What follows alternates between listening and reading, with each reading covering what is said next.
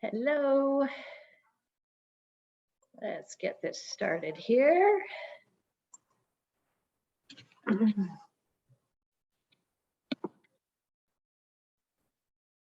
Hello.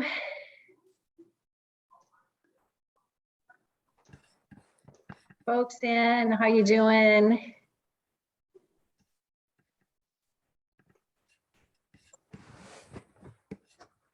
Okay. Getting a few more.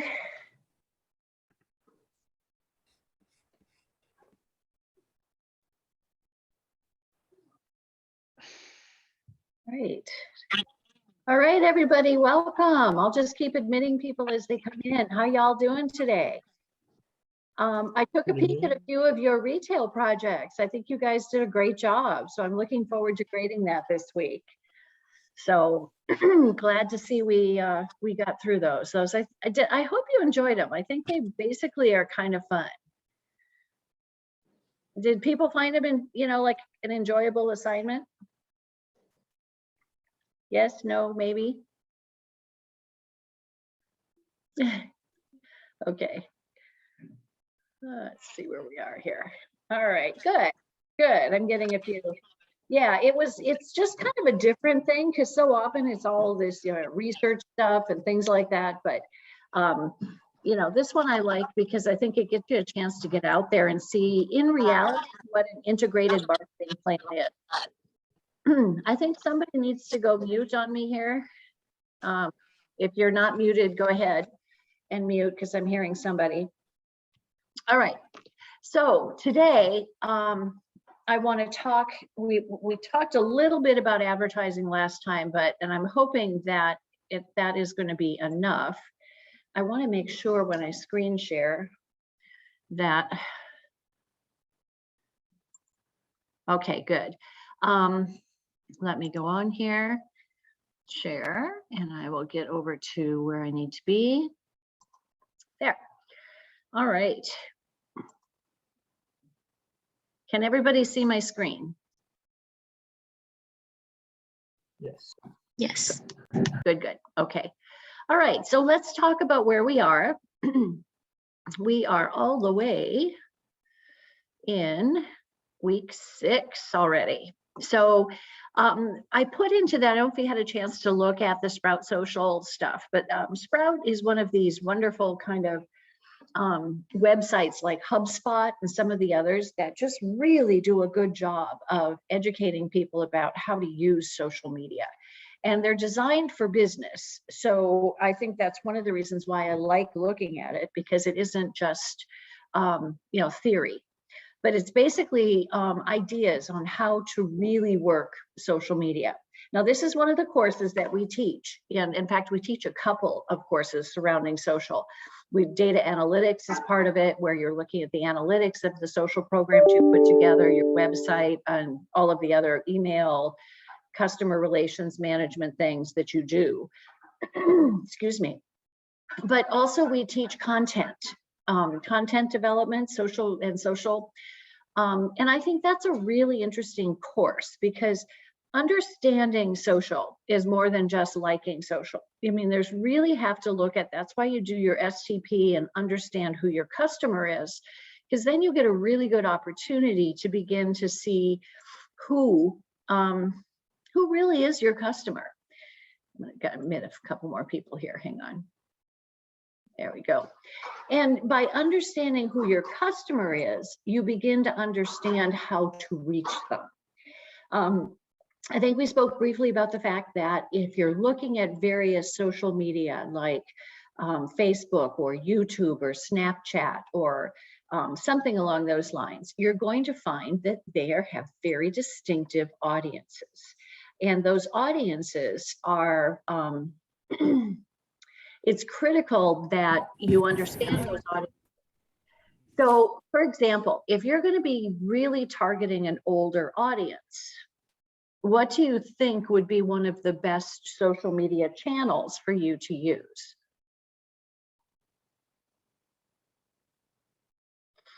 Yeah.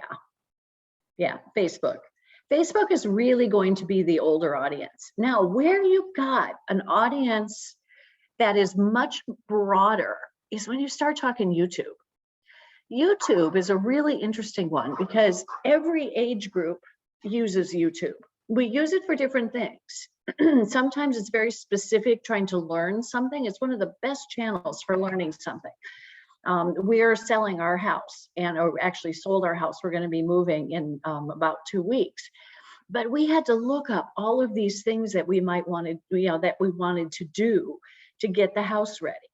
And YouTube was a perfect way for us to do some of our own handyman work. I look up things on gardening. I look up things on how to bake and baking different things because it's one of my weaknesses. I love to bake. But it's or one of my passions, depending on how you look at it.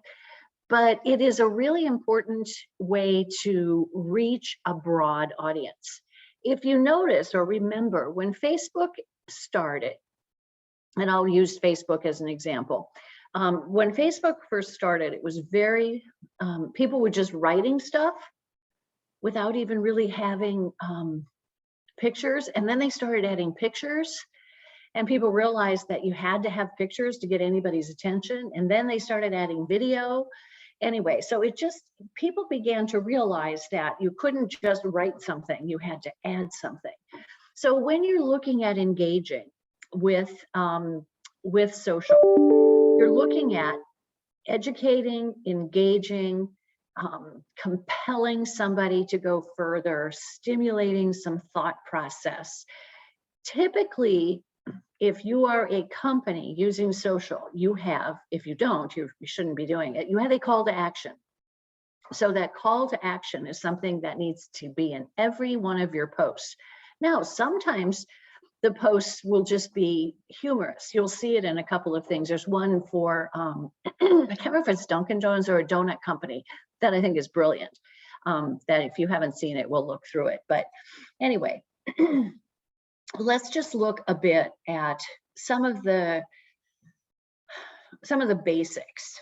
And it's really important for us to look beyond the understanding of content and go further into it. Content here, if you're looking at, your writing and photos, these are some of the various content. And of course it goes even further. But the idea of looking at each of these different arms of social media or channels, social media is a broad channel, but then you can call Facebook a channel that you've selected, or Instagram or Snap or something. And those are all different ways that you can reach your audience. Now, thinking about these different channels too, when we talked about STP, segmenting your audience into large segments, dividing those segments into targeted audiences, and that's what you're looking at now, the targeted audiences. Then you look at, how do I position my content for that audience or my message in STP? It's the position. That's your one-line statement that says why that target should care about your product. That is the basis for how you develop content for your individual messaging, the company you're working for, whatever. You look at, what is the benefit to this audience? How can I excite this audience with my product? Now, you're not going to just keep putting up their product stuff. You're going to lose them left and right if all you're doing is promoting your product. Oh, look at this. This is on, here's this, here's that. Finding ways to share how somebody can do a job in their life. Remember, we're talking about jobs not as a job you get paid for, but jobs you do in your life.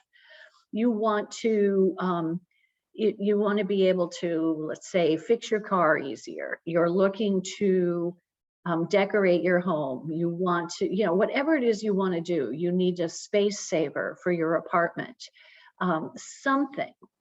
So when you look at the content that's successful, that content is 100% focused on, let me make sure there's nobody else waiting. Nope, 100% focused on the benefits of the individual. What is going to turn on that individual to buy your product? So content is absolutely critical. Now, identifying and setting goals, obviously that's the very first thing we did. Are we going to build the brand? Are we trying to capture new customers? Are we going to reinforce the relationship with existing customers to get them to buy more often? Are we looking to introduce a new product or product category? Those are specific. Like I say, they use goals and objectives interchangeably in this company, in this business, but those are, we've called them the big objective. And looking at those, like here they are, brand awareness. Social media is excellent for gaining sales leads. Somebody who might be interested in your product. This is, it became highly true for me when I was looking for houses. Because, oh my gosh, it was crazy. I would just, click on realtor.com and boom, right then I've got 7 texts from different people who want to sell me a house. So it generated leads to the point where it drove me crazy, but it was that kind of thing. You might want to increase your community engagement. One of the restaurants I work with, I've been trying to get them to do things that force their followers or engage their followers to respond, so that there's this community engagement. You might want to grow your brand's audience. So that's when you're going to be going out, probably doing some digital marketing or boosting of your posts to try to duplicate your audience. It's a process where, if you've got an audience that you've been able to target, you can boost any post, any business post, to that exact same target, but all people who are not currently following you. So that's one way to hit this audience with your message, but they're new people, okay? So any questions about that so far? So these are standard goals that you'd be looking, again, in our vernacular for this class, objectives. So understanding what those are, then start by getting clear on those overall marketing goals. And we had talked about the marketing funnel before, and I'd like, just refresh yourself on that, because I will want, I think in the quiz, if I remember at the end, the final, we do talk a little bit about the marketing funnel. But, and ignore, by the way, when I send you these things, Sprout Social has these ads interspersed throughout to get you to go on a free trial. Don't do that unless you want to. Just be sure to not get out of it. Then once you understand who you are, you also want to look at your social media content. If you're already on social media, you can get the data through your social media, people like Facebook or Instagram or anything. You can easily get your data to see which posts have really engaged people the most. So understanding who has engaged with you and which ones really excited your audience helps you to replicate that, get more people, try to do posts that are similar to the one that got so much response. So you find the ones that work, you stop doing the ones that don't, and you begin to do an audit of what your audience is reacting to, and you begin to replicate that. Okay, so this is one particular report. All of the reports are going to be a little bit different, but they will tell you engagement, the number of people who came to your site, and you can get specific to the content that was on any particular day. When you see a peak in engagement or a peak in clicking on something, or better yet, doing the call to action, you will be able to see that and know, oh, that was the one where we offered 10% off today, or something along those lines. Okay. All right, so let's keep going here and see if there's others. Okay, this is one of them that I think is really important for businesses to better understand, and it's why people stop following brands. Poor customer service, that's something that's on a bigger scale, but it has to do really with content that just is not relevant to the particular person. Now, sometimes that may be that the wrong person is following you, but most of the time it means that you're not really targeting what you're trying to say to your customers.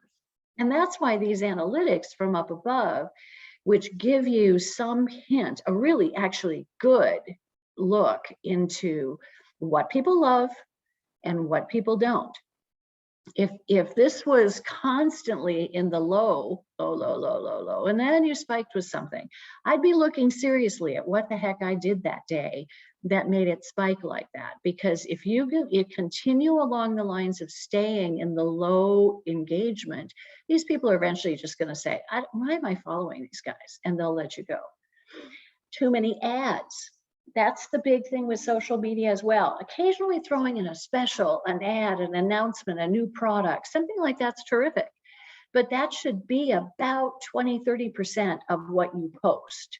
The rest should be interesting material, use of something, a testimonial, sometimes sharing other people's material that's talking about it. If, for example, you're selling windows and you talk about some kind of article that was done about the importance of triple pane windows, even though you didn't write it or anything, you link to it, you do it, but it's informing them.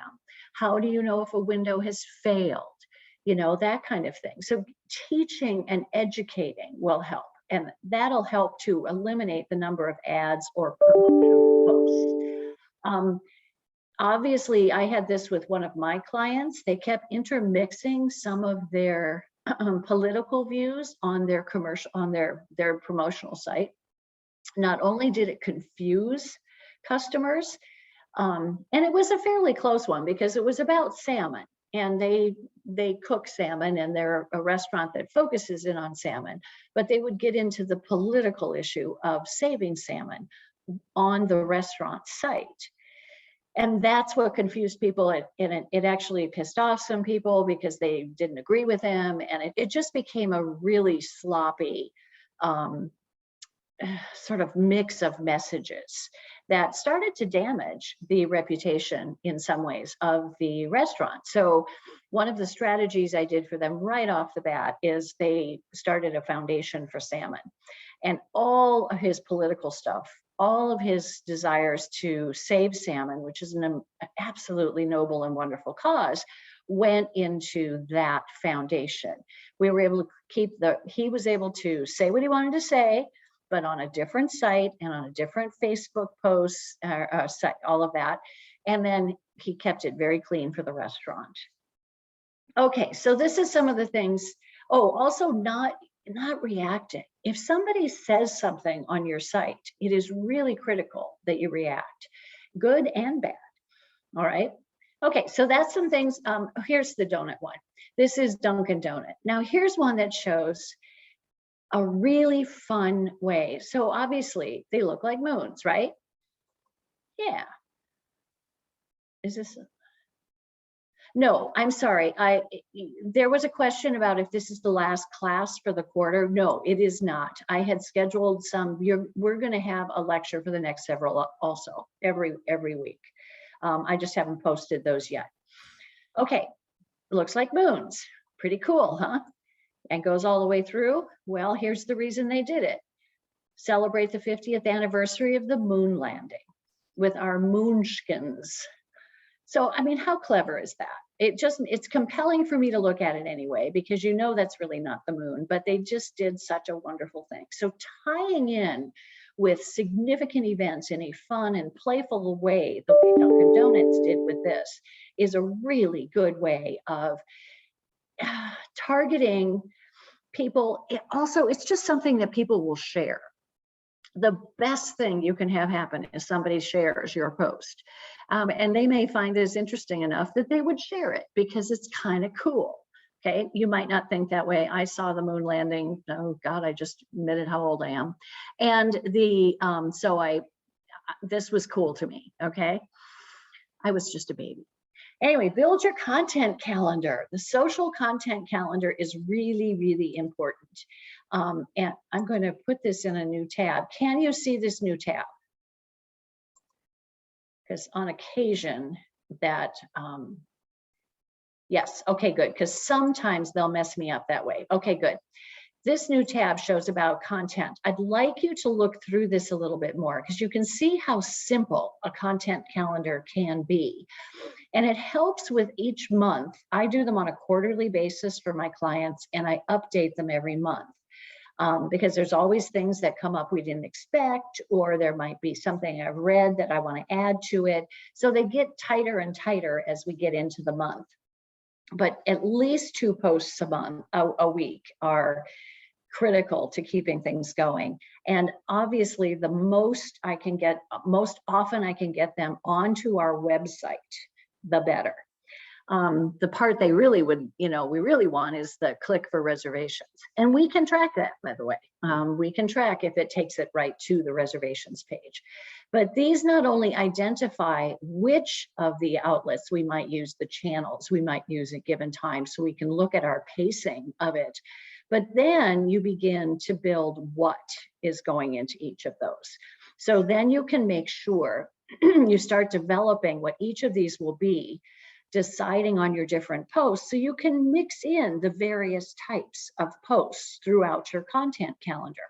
You might have one that's say, okay, let's do 3 that are really focused on selling something, some event that, like dollars off or special sale today or something along those lines. And then let's do 5 that are linked either, some kind of just fun fact, maybe linked to some sort of event like, the 50th. It doesn't even have to be that. I mean, like, I think yesterday was National Hamburger Day.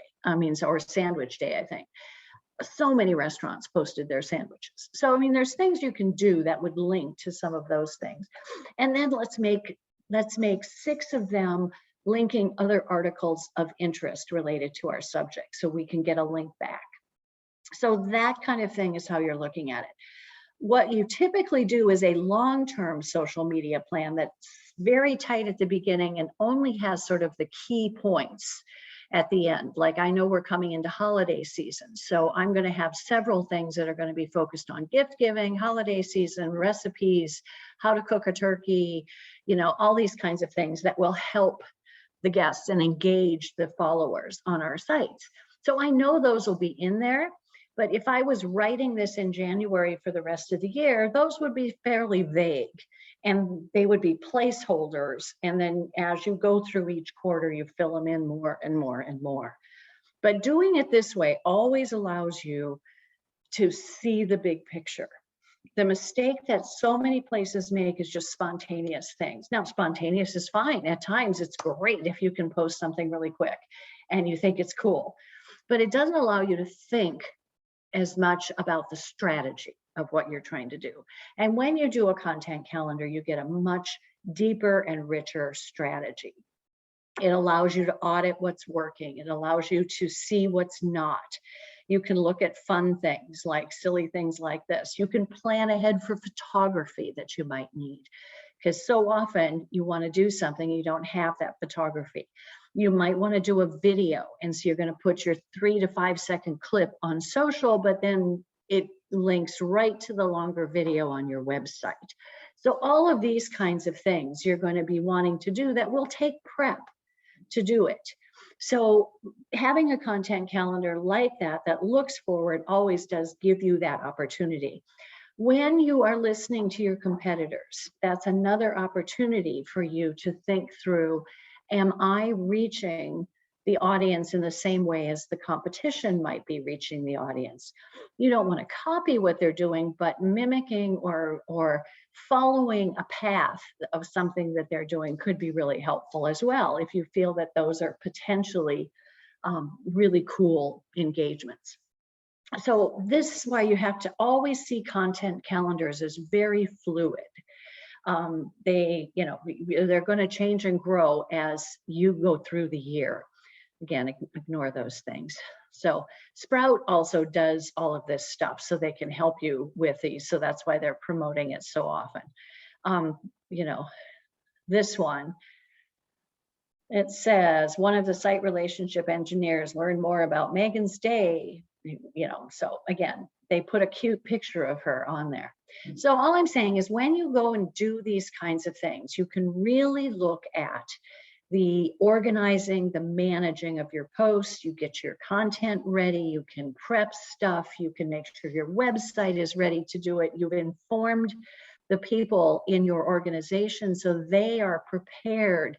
For example, if you have some kind of special you're promoting, you better darn well be sure operations know about that. If you're having sales and you've got various stores throughout the country, obviously they'll know about the sale, but you should alert them as to when you are pushing it in social so they can anticipate that they may get greater engagement during that time period. So these are all things that require that planning, okay?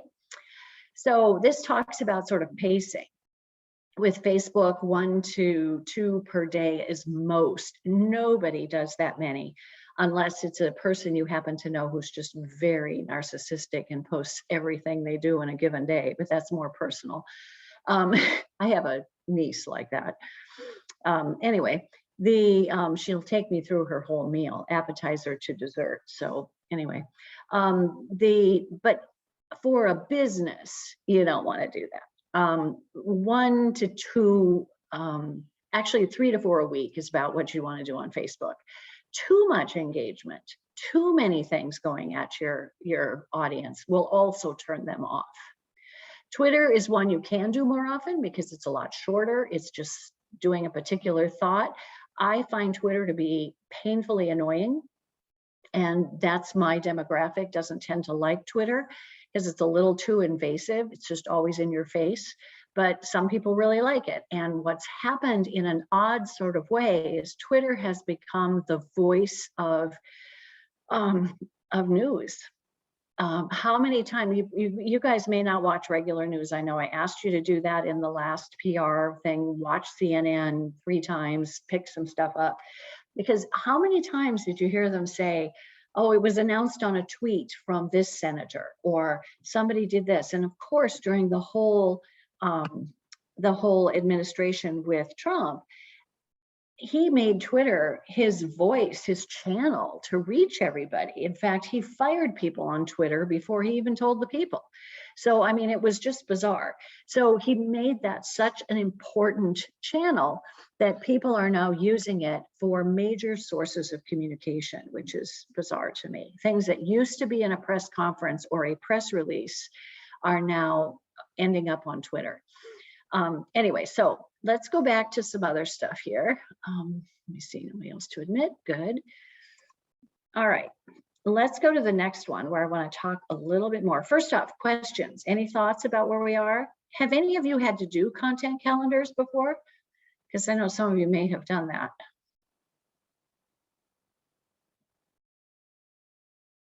So far, no? Okay.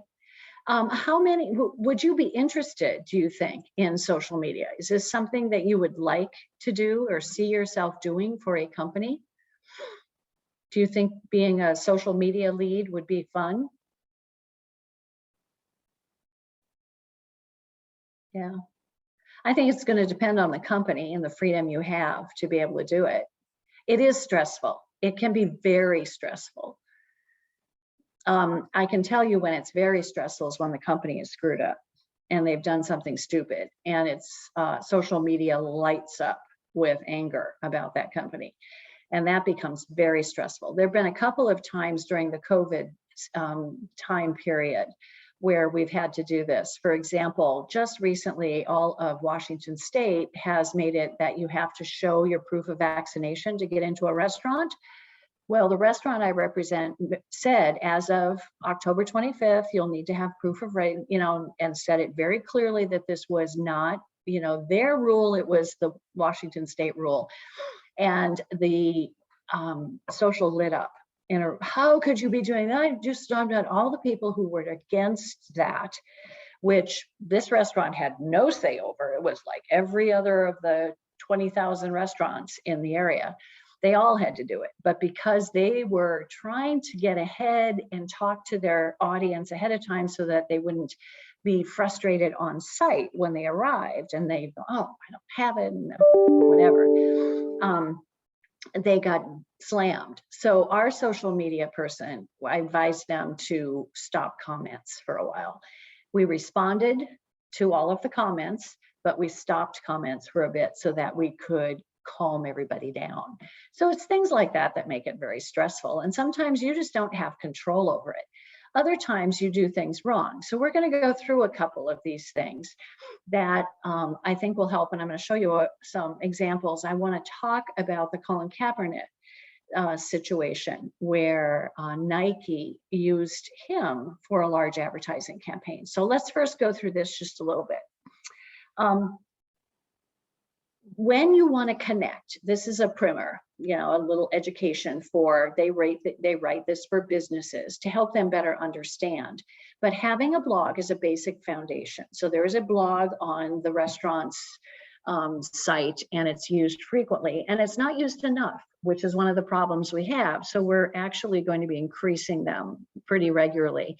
Blog posts force people back to them because you promote your blog post on your social media, and then boom, it's right back.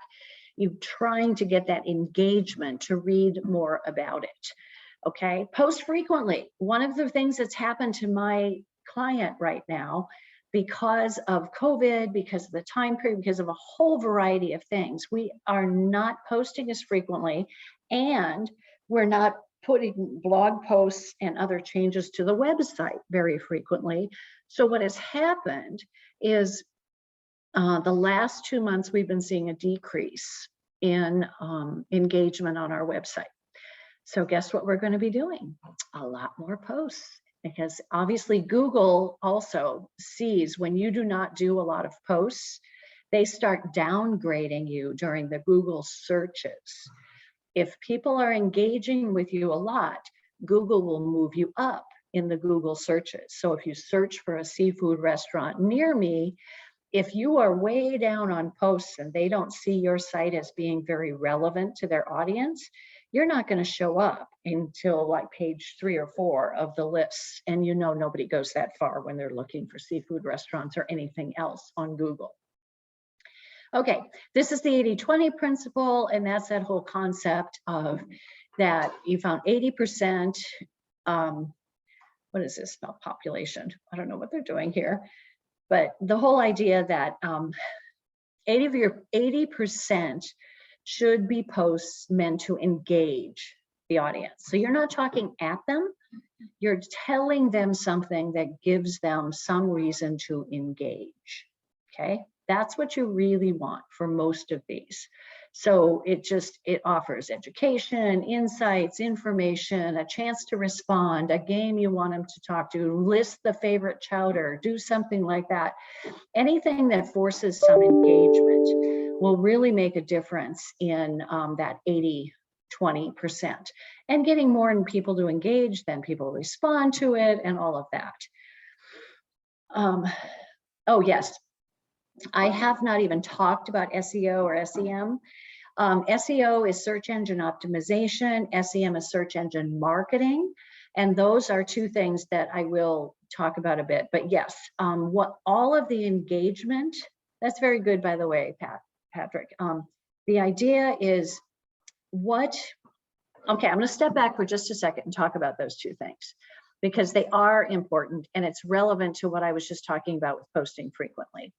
Okay, SEO, search engine optimization, starts first and foremost with your website. You have to optimize each page. By optimizing each of the page, you are putting certain word codes in that relate to what people search for. So those word codes are throughout every single page, every picture, every big link, everything you do on your website.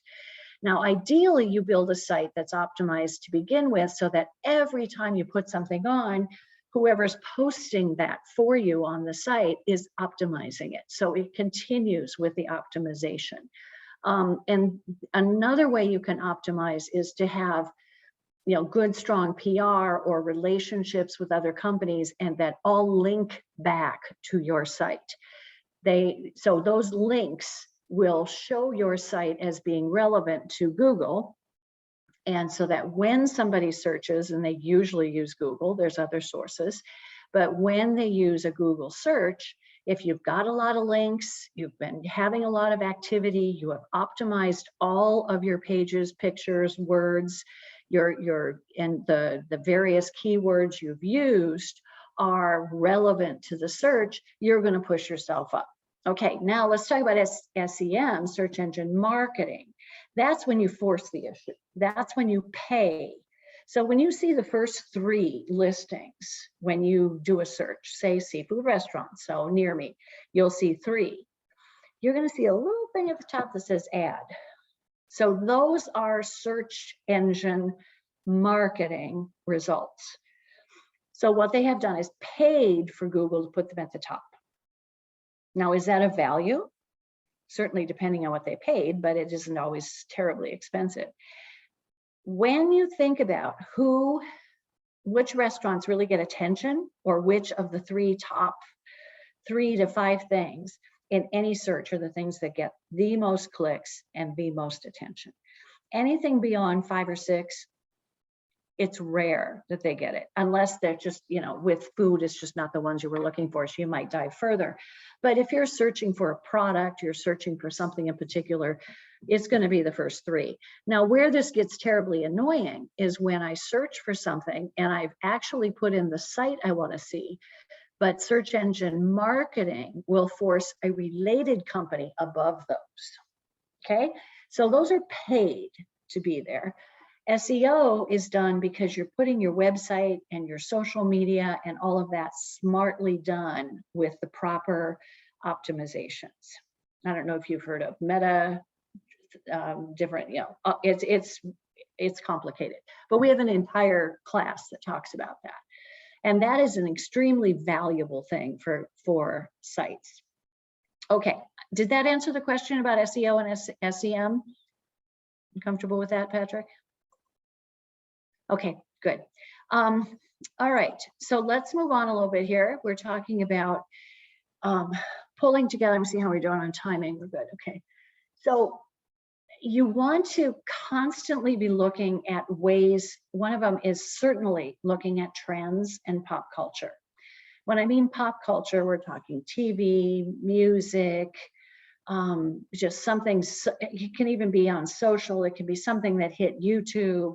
It's just something that is really popular at that moment. So it also means that it could be unpopular the next day. That's how bad it is, how quick it can be. These can be short-lived trends, or they can be long-term trends. But you want to be looking at those and how you get things going. All right. Do the research. Here's where you need to do the research we talked about. Not only do you research your audience, but you research the trends. You research your competition. You see what is out there. For this, I keep going back to this restaurant because it just seems to help me with all the examples. I also look at the National Restaurant Association's websites. There's a website for that one, plus another couple of magazines that cater strictly to restaurant owners. What I look at are the trends they are talking about. And they are the ones that start getting us ahead. And so we could see, because they're doing actual, they're not just doing, they're doing primary research, not just secondary research. Secondary research is when you're looking at research somebody else did and you're getting that information and using it. Primary research is when you commissioned the research yourself. And a lot of these national associations under any topic will do original primary research. So that kind of research is really valuable, and they share that. It's one of the values they bring to the restaurants who pay to be members. So they share that with them. So I will go there to do research. So if you were doing something in fashion, you're going to be looking at the fashion trends. You're going to be going to WWD, which is a fashion magazine, but you're going to be looking at all of these things to help think of what are the key big trends coming. Because you don't want to be the follower on trends. You want to be able to hop in right at the right time when the trend itself is starting to take hold, so you know it's real, but yet it's still pretty fresh.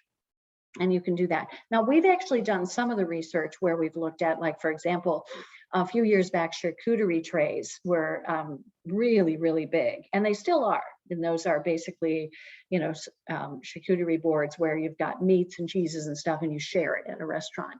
Well, now there's a seacouterie, which is for fish and cheeses and things. And so that has been a new trend. And so I brought that actually to the restaurant to see, could you do a shared seacouterie board that we could serve? And because if we did that, we could move on. Another big trend is the low to no alcohol adult beverages. So they're not pop, they're not something too super sweet, but they're designed to be fun cocktails you can drink that are either low alcohol or no alcohol. There's a whole book called Day Drinking, where it's that idea that if you want to have a playful drink in the middle of the day, but it's not going to weigh you down with too much alcohol. Another trend. So we looked at adding some of those to the website and promoting, to the actual restaurants and promoting them over the summer for summer day drinking specials.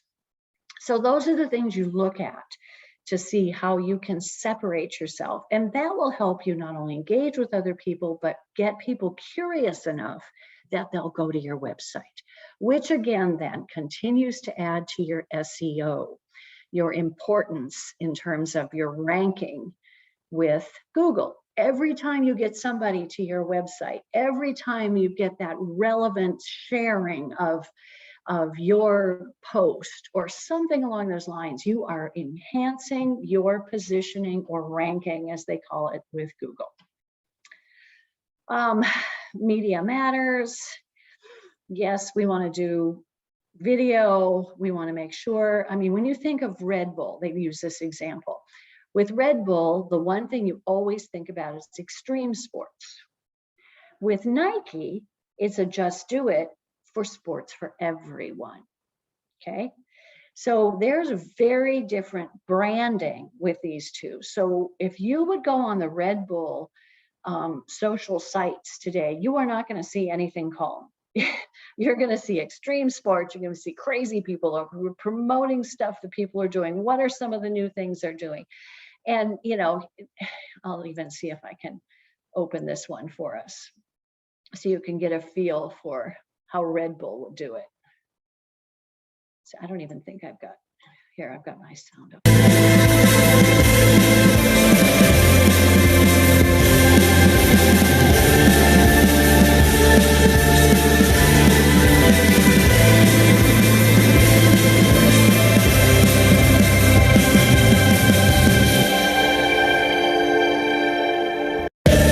I would call that an extreme sport, especially the guy on top. Holy cow. But this is the kind of thing, they don't have to say anything about Red Bull when they do this. All they have to do is show it. So it becomes relevant simply because it is something that they think is a perfect match for their customers. Even if they're not going to try that crazy sport, they just want to see it. They're exhilarated by it. They love it. Zip lining is great. It is fun, by the way, but I've never surfed on top of a zip line. That I think would not be a good thing. But think of the comments. They had almost 6,000 comments on this, and you don't see the Red Bull logo anywhere.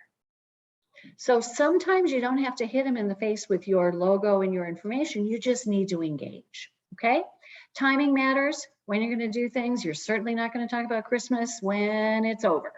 You're going to talk about things when they happen at particular times, even like the example of Dunkin' Donuts and doing their cool sort of moonscape donut look for their, what do they call them? Moonskins, but for the moon landing. So look at that kind of thing. This is relevant to public relations as well, because social media and public relations do sort of overlap in a very big way. But in PR, when you're looking to pitch a story to a media member at a magazine or an independent blog or some kind of even a radio station, you try to find that timing, that relevance, the reason you would do it. National Hamburger Day. So you send the DJ at your local station a burger to talk about it being National Hamburger Day. So there are things you can do that are earned media Remember the earned versus unearned? Earned is really anything you don't pay for, like PR, like some of the active social, some of the responses you get, your Yelp, all of that. Whereas the unearned is your paid advertising, and SEM would be unearned. SEO would be earned. So play with that one a little bit here. Anyway, so this is kind of this is basically what I wanted to share with you, are these main things today in talking about the importance of social media to particular companies. And so let me think about, we did the future of advertising, got all that going. Okay. So content calendar and engaging. What I asked you to do in this one, and what I think is important, is I want you to go to HubSpot. Again, it's another one like Sprout Social, where there are a couple of, there's many of them, but HubSpot is actually one of the leaders in marketing content. So I'd like you to go to this, and you are a content manager for social media. See, you're responsible for the success of the company. So read the article, select 3 takeaways from this that might surprise you or provide you with something you hadn't thought about. But this article talks about the content strategy in 7 steps, start to finish. Now, with me talking about so much content right now and the importance of the calendar, that might even help. But what we're looking at is things like, who will be reading your content? What problem will you be solving? In other words, also we sometimes call it, what job are you trying to help your customer achieve or complete? What makes you unique? There's not one company out there that does something that is totally unique to themselves. It's not. But you may have a unique approach to something, or it might be a unique style. Think about ice cream. This is one of the places where ice cream is ice cream is ice cream, right? Well, what about Ben & Jerry's versus, one of the higher end brands? So, well, they're both high end brands, but more of a luxury brand. Ben & Jerry's is all about fun and flavor. No matter what you think of that brand, or it's, they've been one that's actually somehow relatively successfully mixed politics with their ice cream, but they have had such clever naming, such wonderful flavors, unusual kind of breakthrough flavors, but yet they're just an ice cream, another ice cream. What makes them unique are Ben & Jerry. No other place has Ben and Jerry, the 2 real people who started this, and the characters that they are. The other thing is unique is their flavor profiles are uniquely theirs. They don't just do chocolate chip and mint chocolate chip and, kind of replicating. If you go to Baskin Robbins, you'll have some unique flavors, but the bulk of them are going to be flavors that are just kind of standard ice cream flavors that are out there. They also don't taste nearly as rich in flavor as you're going to find with Ben & Jerry's. Baskin Robbins goes for mainstream. They're kind of the old-fashioned ice cream shop. I would play that up if I was them, because that's that whole content. People just remember them from childhood.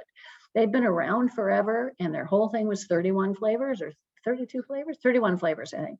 And it's just this whole thing, play off of that. And really have fun with it. You shouldn't be ashamed of the fact that you might offer an ice cream that's going to have more of an old-fashioned taste, or maybe be a little, not quite as unique, but you are everywhere. And you are you're one of the institutions in ice cream. That's that every place has something to brag about. Okay. So that's what we mean about unique, is finding that interesting side and then make your posts reflect that. So content formats that you focus on, you have to be thinking about that. What channels are you going to publish on? And how will you manage content creation and publication? So these are some of the really key things that I want you to read through and think about, the 3 that really impacted you the most, or in this discussion that we're having today. so we can, I'd really be curious to hear that.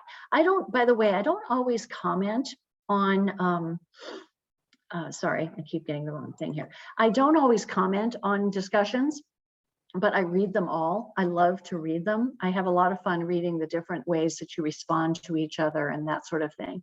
So this one I'm going to be particularly interested in to see how it goes. All right, questions, anybody? Okay, I'm going to go through. I'm going to, I didn't talk very much about public relations, but I think I will leave that for later. What we are going to be working on as we go to next week is continuing to talk about the importance of brand building and packaging. Now, obviously, this isn't so much for services, although they package their messages as well. But I would like you between now and then to go to a grocery store and just stand in any aisle, particularly the soup aisle, the pasta sauce aisle, the canned vegetable aisle, and just look down those aisles. What's jumping out at you? What isn't jumping out at you? In the stores, when you look at packaging, it is probably, after brand, the second thing that compels people to make a purchase. So think about if you have an apples to apples thing, they're about the same price, a couple things on the shelf, but one's got a package that just stands out. You're going to see, if you could look at the stats on that, you'll probably find that it's about a 4 or 5 to 1 in terms of purchases. So understanding the building of the brand, and then the idea of the packaging is absolutely critical. So also coming up is your next your next part, which is the competitive analysis. So what I want you to do is create a perceptual map. And I don't know if you guys have looked at this yet, because it's due actually in about 3 days. So you should be. I think I'm going to push this a little because I asked you guys, we've got some shifting of, we had some shifting of teams and some things where some of you are just getting to know. So I'm actually going to push that another 3 or 4 days. So I'll change this right after this meeting, because I want to give you guys a little more time on that. But perceptual maps, excuse me, are designed for companies to begin to think in a very linear way. Where some of the key values they have versus the competition and opportunities. So they're oftentimes things like high cost versus low cost, high quality versus low quality. So for example, let's take the examples I just gave you on ice cream. So if you were to put Ben & Jerry's in here, that red dot would probably move up of a couple of notches. It is high cost and high quality. If you were going to put Baskin Robbins in there, take that blue dot and move that way down in cost and over quite a bit on quality. They just simply do not match the quality. So that's where, and they call it a perceptual map because you can't make this statistically accurate. There's no way to do that.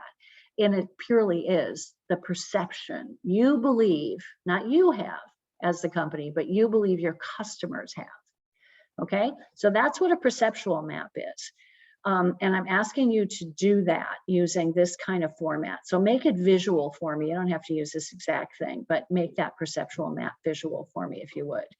All right, so let's go back to here. So I need you to do that. And again, this is about the roastery. Everything going forward, everything that's the team assignment going forward is to help you complete your plan for the roastery only, okay? So I want to be very, very clear on that. So here are some of the key points about the perceptual maps and some of the key terms. I want demand void and price elasticity. I'd like you to look at those, okay? So that's basically what I'm asking you to do. And then you can do it with a true perceptual map will have the actual logos on it. Okay, so you would have where you would position the roastery versus other coffee companies, as well as potentially, since the roastery is also a visitor site, it is a tourist attraction, you might want to do a perceptual map with other tourist attractions that are of a are alike. It doesn't have to be the same thing, but those that offer tours, offer entertainment, that kind of thing. How does the roastery's tour match up to other tours that might be done by other companies? Okay. You don't see the assignment on Canvas. Okay, let me go to this here. I have to see if I screwed up, because if I haven't published it, what you're seeing is my look at it here. And let me see what we've got here. Team assignment. And it's because I haven't put it on yet. Ta-da, it's there. And I will do the package decisions. Those are ready to go too. I always like to look at things beforehand. And so there it is. So forgive me. And I do have your individual advertising, which comes up next week. Okay. Does anybody have questions about the advertising assignment?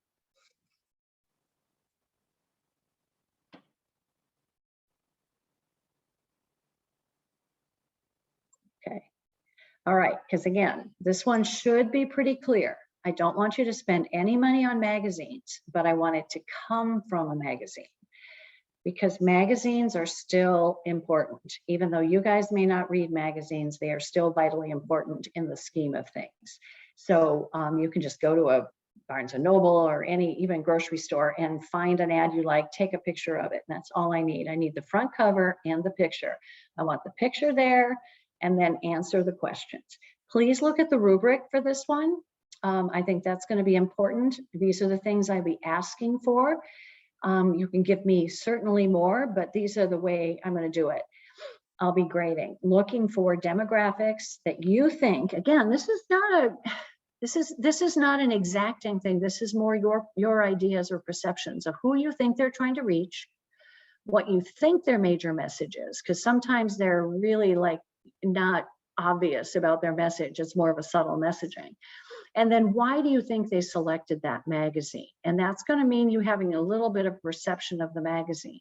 And you can actually look up, you can say, what are the demographics of Elle magazine, of a sports magazine, or whichever one you picked something from. Please try to choose 3 different magazines and 3 different types of ads. Don't do one cosmetic magazine, or don't do Elle magazine with 3 cosmetic ads. I don't want to see that. I'd love to see you get some variety, okay? All right. Well, I know we didn't do any breakout sessions this time. Next week I probably will, with a little assignment. So for now, that is what I wanted to talk to you about. So just want to find out if there's any other questions before we move on. And you're welcome to email me afterwards if it's a more private question that you'd like to ask about something. I hope our teams are coming together. And yes, by the way, go ahead and call, girl, go ahead. You can, if you want to call me, you're welcome to do that. Text me or email me, that'd be fine. All right. Anybody else? All right. I want to thank you all for joining today, and I look forward to looking through in more detail your retail reviews, and let's talk next week. Bye-bye.